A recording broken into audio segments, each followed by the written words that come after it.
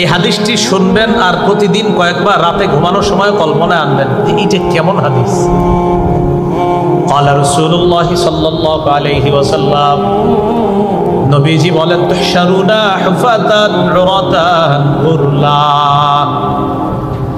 কিয়ামতের ময়দানে তোমাদেরকে উপস্থিত করা হবে, হাশরের ময়দানে তোমাদেরকে উপস্থিত করা হবে, জমা করা হবে। হুফাতা, পায়ে জুতা থাকবে না, উরাতা, দেহের মধ্যে কাপড় থাকবে না, গুরলা, খতনাবিহীন তোমাদেরকে উপস্থিত করা হবে। আম্মা জান আয়েশা সিদ্দিকা রাদিয়াল্লাহু তাআলা আনহা বলেন কুলতু ইয়া রাসূলুল্লাহ আর-রিজালু ওয়ান-নিসা ইয়ানজুরু বা'দুহুম ইলা বা'দ, ইয়া রাসূলুল্লাহ নারী পুরুষ সবাই তো কিয়ামতের ময়দানে দাঁড়াবে, যদি পরনে কাপড় না থাকে, উলঙ্গ থাকে, একজন আরেকজনের দিকে তাকাবে, এই ব্যাপারটা তো লজ্জাকর বিষয়। আল্লাহ নবী জবাব দিলেন আয়েশা আল আমরু আশাদ্দু মিন আইয়ুহিম্মাহুম যাত, ওই দিনের ব্যাপারটা এত ভয়ঙ্কর হবে যেই ভয়ঙ্কর পরিস্থিতি মানুষের চিন্তার বাহিরে থাকবে।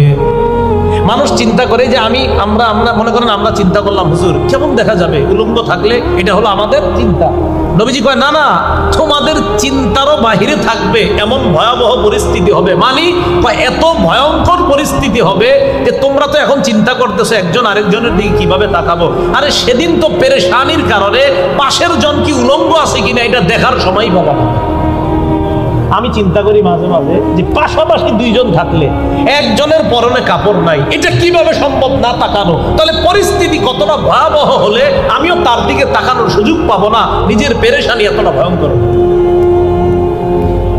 নবী বলে আয়েশা তোমাদের চিন্তার চেয়েও আরো ভয়ঙ্কর বিষয়টা কিয়ামতের মাঠে, কি তাকাবে আরেকজনের দিকে, তাকানোরই তো সুযোগ থাকবে না। হ্যাঁ, পরে আস্তে ধীরে কাপড়ও পরানো হবে, ইব্রাহিম নবীর মাধ্যমে আবার কাপড় পরানো শুরু হবে। তো যাই হোক, কিয়ামতের ময়দানে এইভাবে উপস্থিত করা হবে। করার পর সেদিন আরেকটা ঘটনা ঘটবে কিয়ামতের ময়দানে। সহিহ বুখারীর 4812 নম্বর হাদিসের বর্ণনা, আবু হুরায়রা রাদিয়াল্লাহু তাআলা আনহুর বর্ণনা, তিনি বলেন আন আবি হুরায়রা রাদিয়াল্লাহু তাআলা আনহু قال سمعت رسول الله صلى الله عليه وسلم يقول يقبض الله الأرض يوم القيامة ويطفي السماوات بيمينه فيقول أنا الملك أين ملوك الأرض।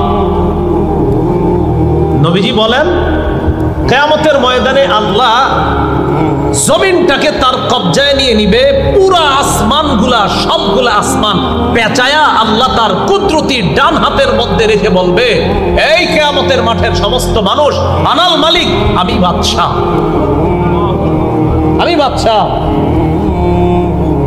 আইনা মুলুকুল আরদ, কোথায় জমিনের রাজা বাদশারা, কোথায়? বাদশাহ কারে কয় তাকায়া দেখো। আসমান হাতে আনতে পারছিলা? জমিনটা হাতে নিতে পারছো না? সামান্য একটি এলাকার বাদশা তুমি হয়েছিলা, আজকে দেখো পুরা সব আসমান আমার হাতে, জমিন আমার হাতে।